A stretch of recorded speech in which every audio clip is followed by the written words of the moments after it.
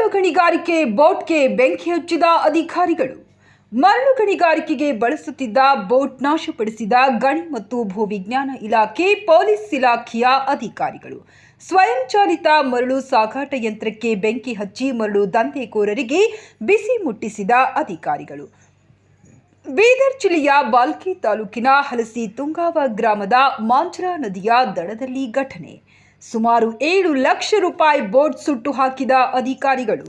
ಯಾವುದೇ ಪರವಾನಗಿ ಇಲ್ಲದೆ ಮಾಂಜ್ರಾ ನದಿಯ ಒಡಲು ಬಗೆಯುತ್ತಿದ್ದ ಮರಳು ದಂಧೆಕೋರರು.